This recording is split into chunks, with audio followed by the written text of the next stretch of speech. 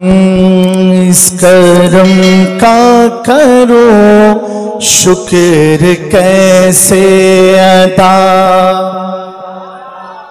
और थोड़ा कि इस करम का करो शुक्र कैसे अदा, जो करम मुझ पे मेरे नबी ने किया। इस करम का करो शुक्र कैसे अदा। आप लोग भी पढ़, एक बार पढ़ दो।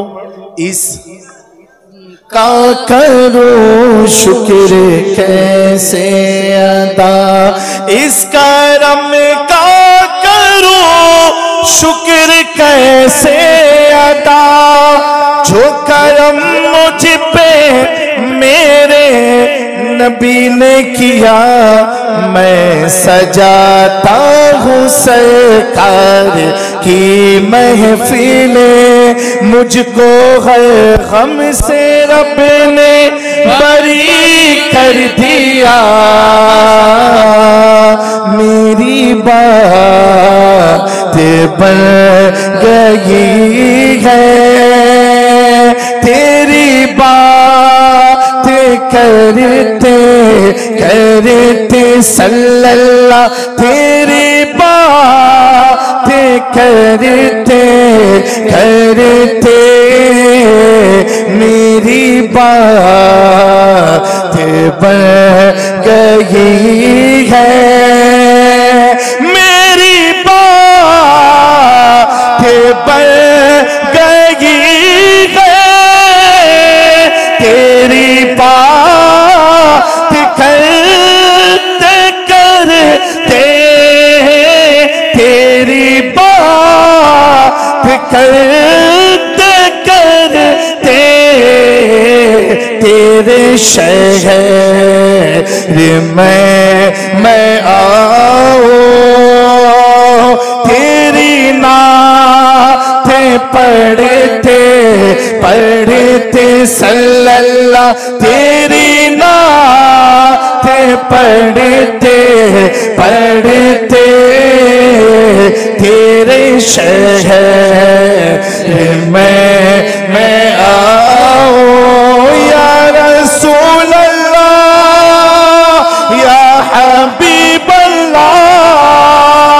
या रसूल अल्लाह, या हबीब अल्लाह, तेरे शहर मैं आऊं, तेरी नात पढ़ते पढ़ते मेरी बात बन गई है। कैसे जाना है मेरा इमाम बताता है। हाजियो आओ शहंशाह का रोजा देखो, काबा तो देख चुके, काबे का काबा देखो। और से सुन तो रजा, काबे से आती है सदा। मेरी आंखों से मेरे यार का रोजा देखो, तेरे शहर में मैं आऊं, तेरी नात पढ़ते पढ़ते। माशाअल्लाह, वाह। मैं एक बंदा हूँ, सिर्फ बंदा। सुभान, क्या कहने। मैं नाते सरकार क्या लिखूंगा। बड़ा प्यारा शेर है ये। अल्लामा इश्तियाक, सैयद इश्तियाक अल्लामा साहब भागलपुरी रहमतुल्लाह तआला ने लिखा है। मैं एक बंदा हूँ, सिर्फ बंदा, मैं नात सरकार क्या लिखूंगा। खुदा नहीं हूँ कि उनकी मिदहते मैं 30 पारे उतार दूंगा। तेरे शहर मैं आऊं, शेर याद है कि नहीं याद है? तो मिल के पढ़ दो बाबू, आले रसूल के सामने पढ़ो तो इंशाल्लाह एक वक्त आएगा मदीना ही पहुंच जाओगे इंशाल्लाह। बुलंद आवाज से पढ़ो। तेरे शहर में तेरी नात पढ़ते पढ़ते बुला लो या रसूल अल्लाह, बुला लो या रसूल अल्लाह, बुला लो या रसूल अल्लाह, बुला लो या रसूल अल्लाह। तेरे शहर में मैं आऊं, तेरी नात पढ़ते पढ़ते तेरे शहर में मैं आऊं, तेरे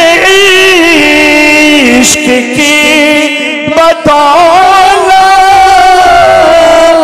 मुझे जिंदगी मिली है, मुझे जिंदगी मिली है, मुझे मौत आका आए, तेरी नात पढ़ते पढ़ते सल्लल्लाह, तेरी नात पढ़ते पढ़ते मुझे मौत आका आए, तेरी नात पढ़ते पढ़ते मेरे सोने सोने घर में कभी रौनके अता हो, सुना है आप हर आशिक के घर तशरीफ लाते हैं, मेरे घर में भी हो जाए या रसूल अल्लाह, मेरे दिल में भी हो जाए चरागा या रसूल। मेरे इमाम फरमाते हैं चमक तुझसे पाते हैं सब पाने वाले, मेरा दिल भी चमका दे, बरसता नहीं देख कर अब्रे रहमत, बदों पर भी बरसा दे, बरसाने वाले में मुजरिम हुआ। हुजूर नूर है और वो नूर तुम लोग को चाहिए कि नहीं चाहिए? चाहिए, वो रोशनी चाहिए। मेरे प्यारों ये भी फार्मूला बरेली से इमाम इश्क मोहब्बत ने दिया।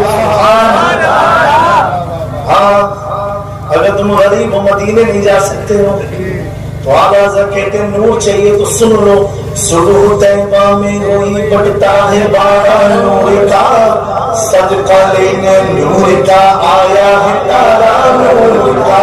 अब मालदा वाला सोचेगा ये तो जिसने सुबह तैबा में देखी, मैं तो मालदही के बाहर नहीं जा पाया।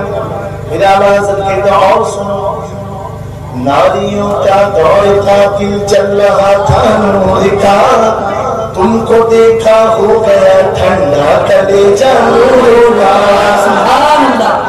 मालदा वाले सोचेंगे उस जमाने में हम थे ही नहीं।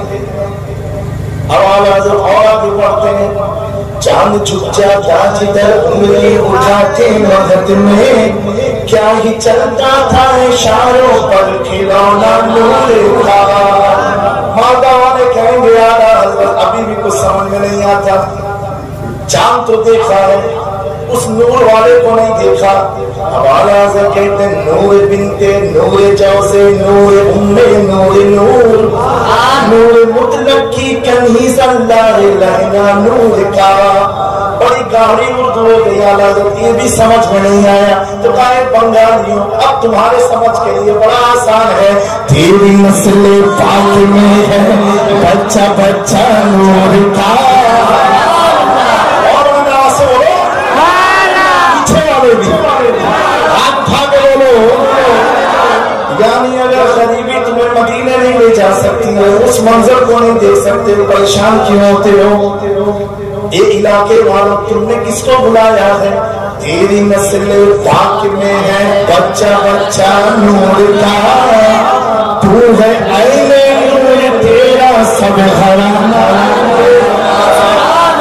तेरे शहर में मैं आऊं, तेरी नात पढ़ते पढ़ते तेरे शहर में मैं आऊं, तेरी नात पढ़ते पढ़ते।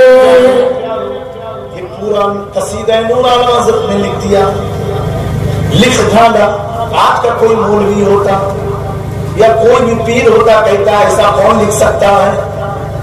आला हजरत को मक्ते से समझ में आता है, अंदर से किसी चीज ने बुलाया कि अहमद रजा तुमने इतना सारा कैसे लिख दिया?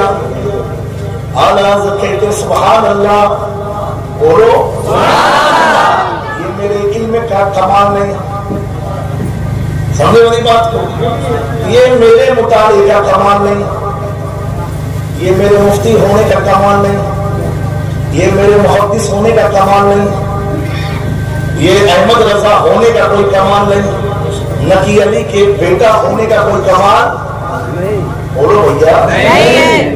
आज का कोई होता अकड़ जाता, वो अकड़े नहीं, इसीलिए तो हर दिल में इमाम अहमद रजा है, हर घर में इमाम अहमद रजा है, क्योंकि जो अकड़ता है आंधी में वही गिरता है ना। समझे हमारी बात को?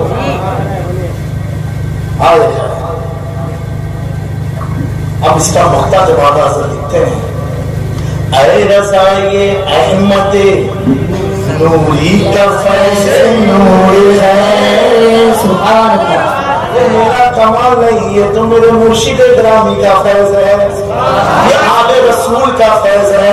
अरे रजा ये अहमद नूरी का फैज़ नूर है, हो गई मेरी गजल पढ़कर कसीदा नूर का, के लम्हा मुझ पे भी किया दोस्तों मांगू में मौला से क्या, दोस्तों मांगू में मौला से क्या, ये कम है कि मेरे खुदा ने मुझे, क्या ये कम है कि मेरे खुदा ने मुझे अपने महबूब का उम्मती कर दिया, क्या ये कम है कि मेरे खुदा ने मुझे अपने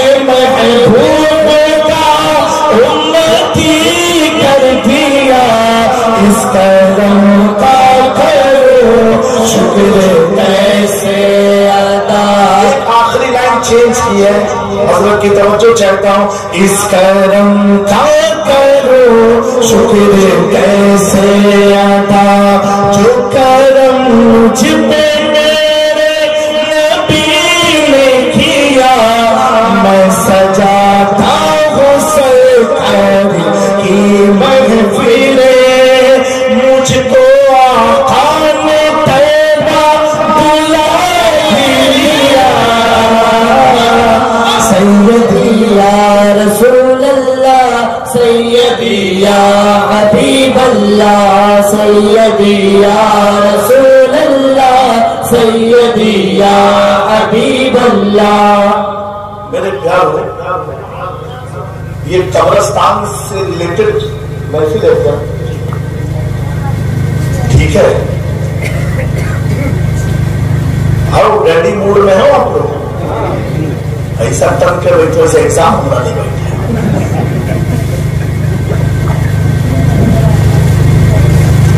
बड़ी मुकद्दस महफिल है आपके इस इलाके में, महफिल मिलान है। हजरत काजी शहाबुद्दीन दौलताबादी रहमतुल्लाह तआला, अगर आप उर्दू समझेंगे तो जुमले से मुझे समझ में आएगा कितना आप समझते हैं। आप फरमाते हैं कि उस महफिल में मत जाओ, और काजी साहब कौन है? आज के काजी नहीं है, जिनको हुजूर मखदूम पाक काजी कहा करते, जिनके इल्म की तारीफ मखदूम अशरफ जहांगीर समदानी ने फरमाई, जिनसे मखदूम पाक मोहब्बत करते थे। अच्छा, वो काजी साहब तो काजी होते ना, आलिम लोग की जल्दी पीर साहब के पास मोहब्बत पाती। जब काजी साहब को मालूम पड़ा कि मखदूम हो गए, तब जाके काजी साहब ने ऐलान किया, ए जौनपुर वालों, मखदूम अशरफ को शिया मत समझना, और अगर तुम उन्हें शिया समझते रहोगे पूरी दुनिया खत्म हो जाएगी। मखदूम अशरफ से मुनाजरा कर नहीं सकते। बेशक, क्या कहने हैं, मेरे प्यारों, वो काजी साहब जो एक तसव्वुर लेकर के गए थे कि शिया है, लेकिन जब निकले तो समझ गए शिया नहीं, ये तो फर्जंदे मौलाए कायनात है। अब वही काजी साहब मनाकिबुस सादात में लिखते हैं, ऐ लोगों सुनो सुनो, उस महफिल में मत जाना जिस महफिल में नबी का घराना मौजूद ना हो। तो किसी ने पूछा, काजी साहब किस महफिल में जाए? कहा, सुनो, महफिल उसी महफिल में जाना जिस महफिल में अहले बैत मुस्तफा की मौजूदगी। नारे तकबीर, नारे रिसालत, नारे हैदरी, शहजादा हुजूर रईसे मिल्लत, नारे तकबीर, शहजादा हुजूर कि हुजूर कैसी महफिल? कहा, सुनो, अगर नबी पाक की महफिल है, नबी की तरफ मंसूब महफिल है, वो महफिल उसी वक्त महफिल होती है जब नबी की आल मौजूद हो, और अगर आल नहीं है तो मत जाना, उस महफिल का कोई फायदा नहीं है। किसी ने कहा, ऐसे कैसे? कहा, सुनो, उस महफिल में जाओगे, सुन के चले आओगे, लेकिन जिसमें अल्लाह के नबी की अहले बैत मौजूद होती है, वो महफिल खुदा की बारगाह में मकबूल होती है, खुदा की बारगाह में मकबूल होती है। तभी तो मेरा इमाम इश्क मोहब्बत आला हजरत अजीमुल बरकत मुजद्दिदे दीन व मिल्लत इमाम अहमद रजा खां मसलके आला हजरत पर चलने वालों को पैगाम दे रहा है, या अल्लाह दो जहां में खातिमे आले रसूलुल्लाह कर, हजरत आले रसूले मुक्तदा के पास। सुभान अल्लाह, सुभान अल्लाह। मेरे दोस्तों, बताना यह है, मुझसे पहले शाह साहब ने बयान किया अहले बैत के बारे में, मैं उसी से लगते बिलखते मौज़े आपके इमाम साहब ने बहलोल दाना के बारे में बताया। सुना था कि नहीं? मैं तो बंगाली की समझ में आ रहा था मुझे, लेकिन बहलोल कह रहे थे, कुछ समझ में आ रहा था, उन्हीं का वाकिया चल रहा है ना। तो आपकी बंगला हमको कहां से समझ में आएगी? हम इतना समझ रहे थे, कह रहे थे बहलोल हारून रशीद बादशाह समझे मेरी बात को। लेकिन समझ में आया बंदा इतनी मेहनत से बहलोल कर रहा है तो कुछ तो है। तो ये बहलोल दाना में इतनी ताकत कहां से थी? इनको विलायत मिली तो कैसे मिली? ये अल्लाह के करीब हुए तो कैसे हुए? मेरे प्यारों, सिर्फ इमाम मूसा काजिम की मोहब्बत ने इन्हें विलायत अता फरमाई। किसकी मोहब्बत ने? इमाम मूसा काजिम। आपको यही नहीं मालूम होगा ये कौन इमाम मूसा काजिम है। अहले बैत, इमाम अहले बैत कितने हैं? कितने अहले बैत के इमाम? 11 इमाम। कितने? कौन है? मौला अली, फिर इमाम हसन, इमाम हुसैन, इमाम जैनुल आबिदीन, इमाम बाकिर, इमाम जाफर सादिक, उनके बेटे इमाम मूसा काजिम, इमाम अली रजा, इमाम नकी, इमाम तकी, इमाम हसन अस्करी, और कयामत के करीब जाहिर होंगे इमाम महदी। ये नाम बड़े बरकत वाले नाम हैं। जो आप ताबीज के चक्कर लगाते हो ना, यही नाम याद कर लो, 12 बार विर्द करके पानी में दम करके पियो, पेट का दर्द भाग जाएगा। हाँ, बड़ी बाबरकत वाला नाम है ये। 12 नाम का विर्द किया करो, वजीफा पढ़ा करो मेरे प्यारो, बड़ी बरकत आपको हासिल होगी। तो बहलोल दाना इमाम मूसा काजिम के वफादार थे, उनके मुरीद थे। 14 साल तक सजा काटी, लेकिन मुस्कुराते रहे, मुस्कुराते रहे, कभी घबराए नहीं। और मैंने देखा से ये साहब किबला कि जिसके सर पर आले रसूल का हाथ होता वो कभी घबराता ही नहीं है, वो कभी डरता नहीं है। आप देखो 14वीं सदी में जाकर के देखो, बड़े बड़े मौलवी अंग्रेजों के एजेंट बन गए, अंग्रेजों ने खरीद लिया, उनसे अपने मनमानी फतवे लेते थे, डॉलर देते थे, पाउंड देते थे, उनकी इमारत के लिए, मदरसे के लिए पैसे देते थे मेरे प्यारों। लेकिन वहीं बरेली में एक नकी अली खां का बेटा, न सहारनपुर के दबाव में, न देवबंद के दबाव में, न नदवा के दबाव में, न दिल्ली के दबाव में, न अंग्रेज के दबाव में, लोगों ने इतना कहा अहमद रजा ये कर दो, हुकूमत ऐसी है, अंग्रेजों का दौर है, काला पानी की सजा हो जाएगी, सूली पर चढ़ा देंगे, ये हो जाएगा, वो हो जाएगा। मेरे इमाम ने कहा सुनो, डरता वो है जिसका कोई वाली ना हो। तुम अंग्रेजों के टुकड़ों पर पलते हो, पलो, अहमद रजा बिकने वाला नहीं। किसी ने कहा अहमद रजा ये ताकत, ये हिम्मत, ये पावर तुम्हें आता कहां से है? ये कौन तुम्हें एनर्जी देता है? कहा सुनो, तुम्हारा पावर अंग्रेज से आता है, यह अहमद रजा है जिसका अकीदा है क्या दबे जिसमें हिमायत का हो पंजा तेरा। शेर को खतरे में लाता नहीं कुत्ता तेरा, इस निशानी के जो सग है नहीं मारे जाते, हश्र तक मेरे गले में रहे पट्टा तेरा। सुभान अल्लाह, सुभान अल्लाह। गौसे आजम का हाथ सर पर आ जाए तो आदमी डरने वाला कहां है? यही तो थे हजरते अलाउल हक पंडवी। किसी की हिम्मत नहीं थी कोई उनसे मुकाबला कर ले, किसी की हिम्मत नहीं थी कोई उनके साथ बात कर ले। इसीलिए तो हुक्म इलाही से जंगल की तरफ आए थे। और मैं तो कहता हूं यहां आकर के आप सुन्नियों के ईमान को जिलाने के लिए आए थे। ये उनके कदम की बरकत है कि आपके घरों में खुशहालियां पाई जा रही हैं।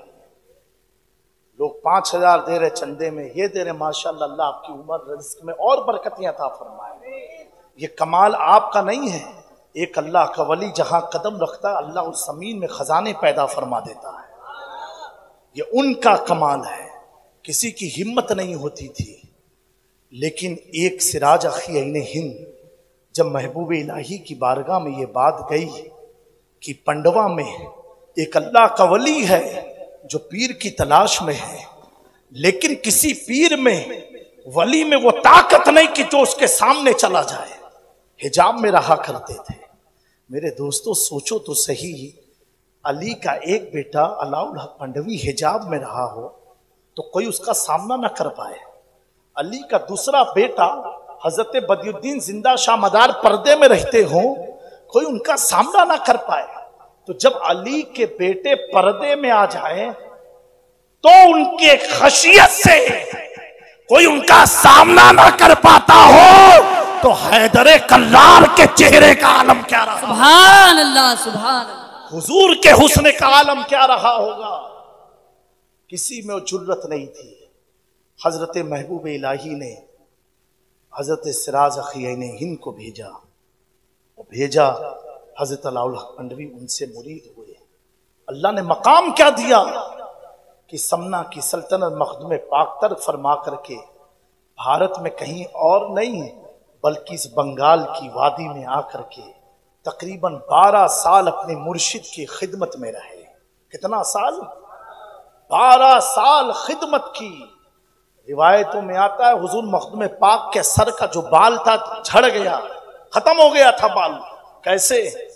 अपने पीर के वहां जो लंगर पकता था ना, उसकी डेग ये पीर की वफादारी थी। आज तो क्या मामला है, आज के हालात क्या है बताओ। मुरीद तो हो जाता आदमी, उससे पता ही नहीं मेरा पीर है तो कहां है, और पीर को भी नहीं मालूम मेरा मुरीद है तो कहां है। हाँ, दोनों तरफ का मामला यही चल रहा है। वो देखा बहुत ज्यादा लोग मुरीद हुए तो हमने भी हाथ बढ़ा दिया। मेरे प्यारो, एक शख्स ने कहा कि हजरत अब क्या कोई निजामुद्दीन औलिया की तरह पीर नहीं रह गया। मैंने कहा तू अमीर खुसरू बन जा, निजामुद्दीन औलिया तुझे मिल जाएंगे। पहले खुसरू जैसे मुरीद तो बनो।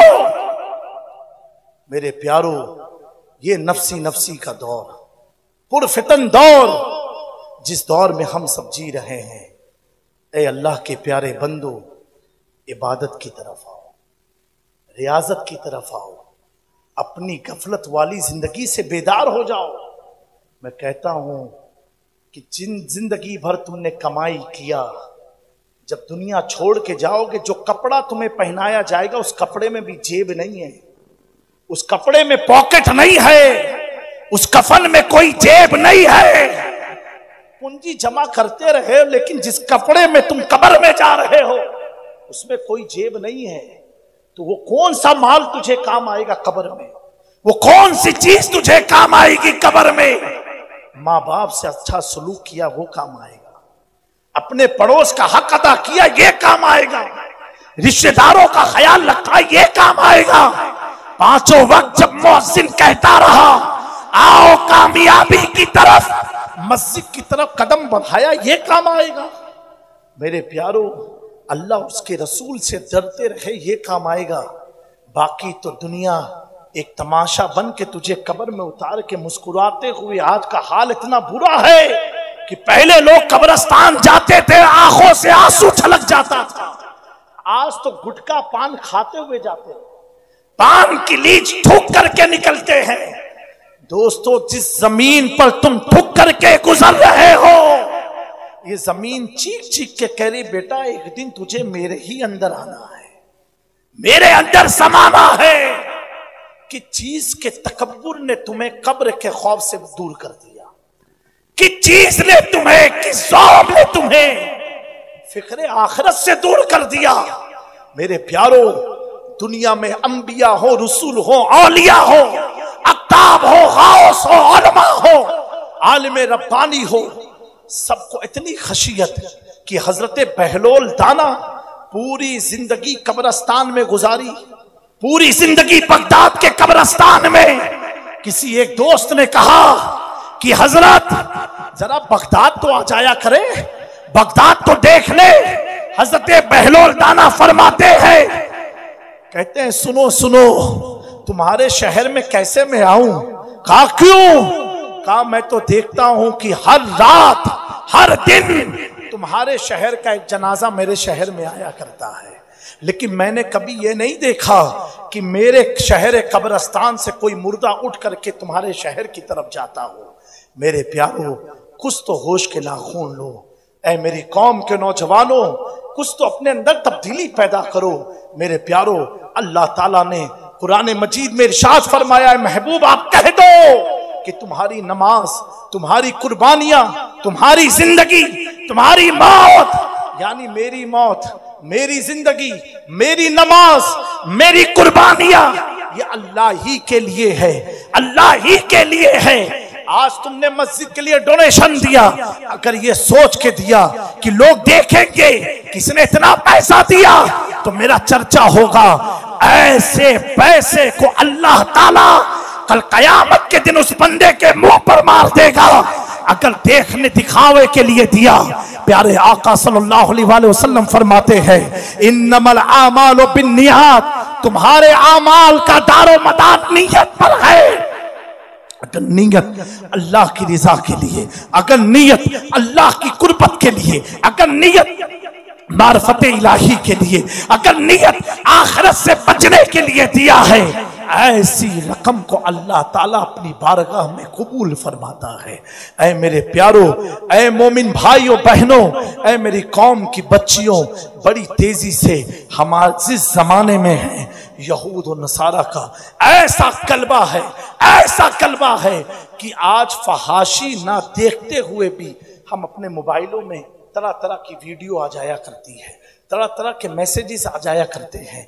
मेरे प्यारों, आज के वक्त में अपने ईमान को बचाना ये इतना मुश्किल है कि अल्लाह के नबी सल्लल्लाहु अलैहि वसल्लम ने फरमाया कि क़यामत की निशानियों में से एक निशानी है कि ईमान बचाना इतना मुश्किल होगा जैसे हथेली पर कोयला, आग का कोयला रखना, हथेली पर आग का कोयला रखना मुश्किल है, इतना मुश्किल अपना ईमान बचाना होगा।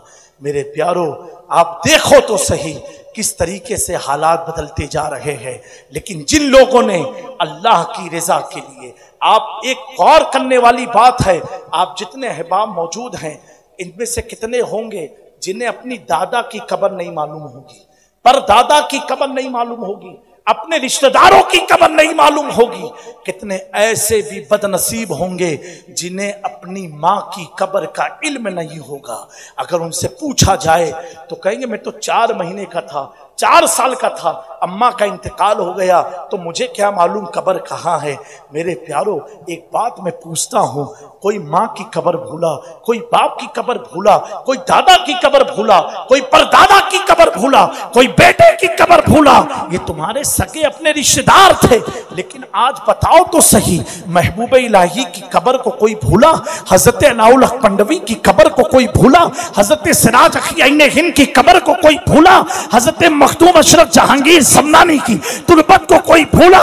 ख्वाजा करीम नवाज अताए रसूल सुल्तानुल हिंद की तुरबत को कोई भूला? गौसे आजम की मरकत को कोई भूला?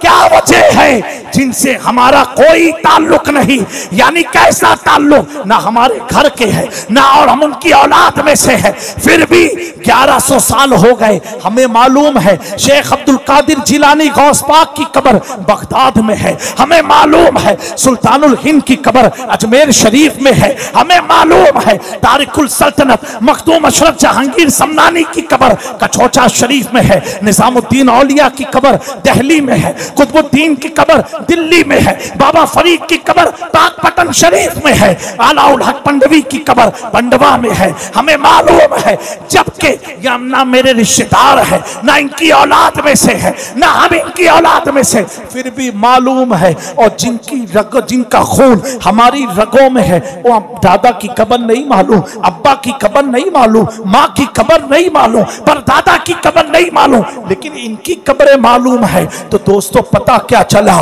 जो आया दुनिया में अपने लिए आया, अपने घर के लिए आया, अपने परिवार के लिए आया, अपने लिए आया, तो उसका वजूद धरती मिटा दिया करती है। लेकिन जो दुनिया में समाज के लिए आया, इंसानियत के लिए आया, मानवता के लिए आया, अल्लाह की रजामंदी के लिए आया, रसूलुल्लाह के दीन की इताअत के लिए आया, अल्लाह अकबर, वो शख्स जब दुनिया से जाता है, हजारों साल भी हो जाए, कब्र चीख चीख के कहती है जमीन मैली नहीं होती, ज़मन मैला नहीं होता, मोहब्बत के गुलाबों का कफन मैला नहीं।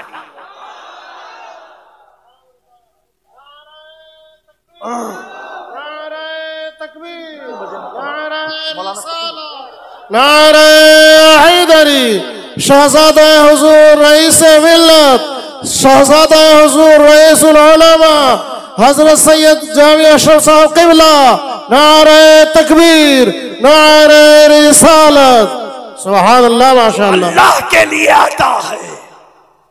ज़ाहिरी तौर पर मर तो जाएगा, मौत तो सबके लिए है, लेकिन उसका वजूद कयामत तक बाकी रहता है। आज हम अपने घर के बचाव में लगे हैं, घर बच जाए, हिम्मत है किसी की गरीब नवाज की तुरबत पर बुलडोजर चला दे? हिम्मत है साबिर पाक के आस्थाने पर बुलडोजर चला दे, मखदूम पाक के आस्थाने पर? क्योंकि दोस्तों, जो इनका दुश्मन होता है, अल्लाह फरमाता, हदीस कुदसी है, अल्लाह उनसे जंग का ऐलान करता है, अल्लाह उनसे जंग का ऐलान करता है। इन्होंने पूरी जिंदगी अल्लाह की रजा के लिए गुजारा। एक वाकया हुजूर मखदूम पाक ने लिखा है, सुनने का मूड है? लिखा, ये बदरूद पाक पढ़ लीजिए, अल्लाहुम्मा मौलाना मुहम्मद व अला आलि सय्यिदिना मौलाना मुहम्मद व बारिक वसल्लम सल्लल्लाहु अलैहि वसल्लम। क्या बात है क्या सय्यिदिना मौलाना बंगला अंदाज में बाबा से बुलंद दूधे पढ़ो अल्लाहुम्मा सल्ली अला सय्यिदिना मौलाना मुहम्मद अला आलि सय्यिदिना मौलाना। माजरत के साथ कहता लोग घर तो बना लेते हैं, अच्छे अच्छे मकान बन जाते हैं, लेकिन बनाने वाला ये भूल जाता है एक दिन मुझे ही इस मकान के बाहर जाना है। कई घर ऐसे हैं कि जिनके घर से जनाजे की चौकी नहीं निकल पाती। मोटरसाइकिल रखने की जगह बनाएंगे, 4 व्हीलर रखने की जगह बनाएंगे। अरे प्यारो, तुझे उठा करके जो जनाजा निकलेगा उसकी तो जगह बना, कम से कम आराम से जनाजा तो निकल आए। इतनी गफलत हमारी कौम में। शीश महल बनाएंगे, खूबसूरत महल, लेकिन जनाजा निकलने का कोई रास्ता। अब क्या होता है, एक मक्खी बैठ जाए जनाजे पर, मुर्दे पर, क्या एक मक्खी की मिसाल दिया नबी पाक सल्लल्लाहु अलैहि वसल्लम ने। आप देखो कभी मक्खी बैठती है ना, अभी कोई बैठ जाए, मच्छर बैठेगा आपको इतना एहसास नहीं होगा जब तक वो काटे ना, और मक्खी बैठती है तुरंत लगता है कोई चीज बैठ गई है। नहीं, ऐसा होता है कि नहीं? अरे बोलो भैया, होता है कि नहीं? और एक चिपचिपाहट के मौसम में अगर मक्खी आ जाए तो तुरंत उसको उड़ाने का मन होता है, मारने का। सही है। जब जिंदगी में मक्खी का बैठना इतना खलता है, जिंदा हो तो खल रहा है। हुजूर पाक सल्लल्लाहु अलैहि वसल्लम ने फरमाया, मर जाता जब आदमी, उसके जिस्म पर अगर मक्खी बैठ जाए तो उसे लगता है किसी पहाड़ का वजन उसके ऊपर आ गया। क्या आ गया? पहाड़ का वजन। एक मक्खी बैठ जाए। फरमाया हदीस में है, मफहूम है, अगर मुर्दे के सामने सुई गिर जाए, सुई कपड़ा सीने वाली, उसकी आवाज आप सुन पाओगे अगर गिर जाए? मुर्दे को उसकी आवाज से भी तकलीफ होती है। मुर्दे को उसकी आवाज से भी तकलीफ होती है।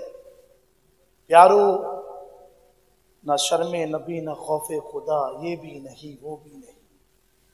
जबकि सबको मालूम है एक दिन हम सबको सफर करना है, एक दिन दुनिया से जाना है, लेकिन बेफिक्री ऐसी है कि हमें दुनिया से जाना ही नहीं, दुनिया से जाना ही नहीं है। एक मक्खी की बैठने से इतना जिस्म भारी हो जाए। अब बताओ, अगर आपका घर का दरवाजा सकरा है और जनाजा लेके कोई जा रहा है, इधर उधर हिलेगा, कितनी तकलीफ होगी मुर्दे को। उलमा से पूछो, गुस्ल देते वक्त फरमाया गया कि जब गुस्ल दो मुर्दे को तो इतनी एहतियात से दो, उसे पलटो, क्योंकि उसे पलटने में भी उसको तकलीफ होती है। मेरे दोस्तों, इसी पर एक वाकया हुजूर मखदूम पाक ने बयान फरमाया है। मुफ्ती साहब आ जाए फिर।